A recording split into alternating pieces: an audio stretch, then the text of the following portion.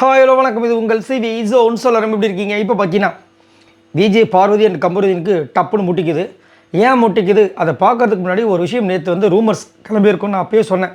ஏன்னா நிறைய பேர் வந்து என்ன விஜய் பார்வதிக்கும் கமருதீனுக்கும் பெரிய சண்டையாமே அப்படின்னு சோஷியல் மீடியா ஃபுல்லாக போயிட்டுருக்கு. நான் அப்போவே சொன்னேன் அது ரூமர்ஸாக இருக்கும், மேபி வாய்ப்பு இருக்கும், அதை வச்சு ரூமர்ஸ் காப்பிட்டு இருக்காங்க, நம்பாதீங்கன்னு.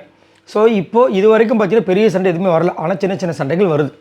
சரிங்களா? நேற்று நைட்டு கொஞ்சம் பேசியிருப்பாங்க, அதுக்கப்புறம் அவங்க அங்கேருந்து போயிருப்பாங்க. இன்றைக்கி என்ன சண்டை நடக்குது அப்படின்னா அதுக்கு முன்னாடி பார்க்குற எல்லோரும் நம்மளோட சேனலை சப்ஸ்கிரைப் பண்ணிட்டு பாருங்கள், லைக் பண்ணுங்கள், கமெண்ட் பண்ணுங்கள், ஷேர் பண்ணுங்கள்.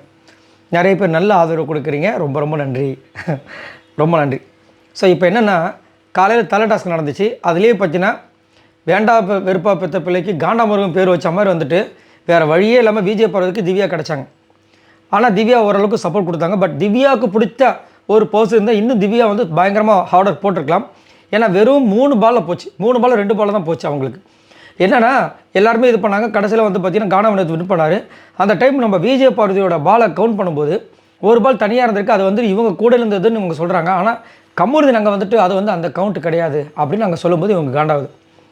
அது காண்டாகிட்டு அப்பயே சொன்னாங்க அது கிடையாது, நீ வந்து கவனிக்கல ஒழுங்கன்னு. இப்போ வெளியே வந்தோன்னே அதுதான் பிரச்சனையாக வருது.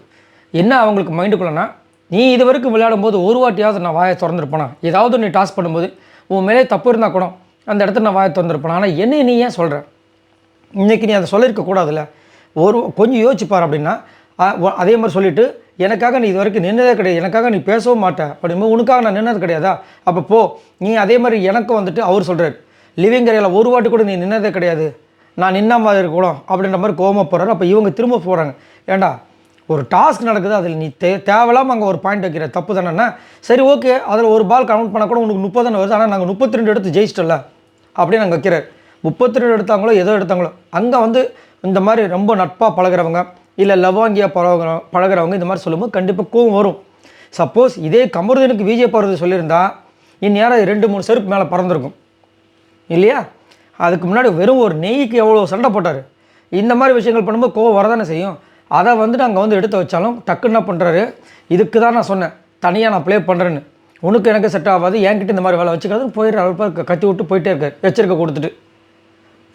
என்ன நடக்குது? அப்போது அதான் நான் முதல்ல சொல்கிறேன்ல, கமருதீனுக்கு பிடித்த மாதிரி விஜய் பார்வதி இருந்தால், கமருதீனுக்கு விஜய் பார்வதியால் ஏதாவது ஒரு ஆதாயம் இருந்துச்சுன்னா அவர் பழகிற மாதிரி இருக்குது.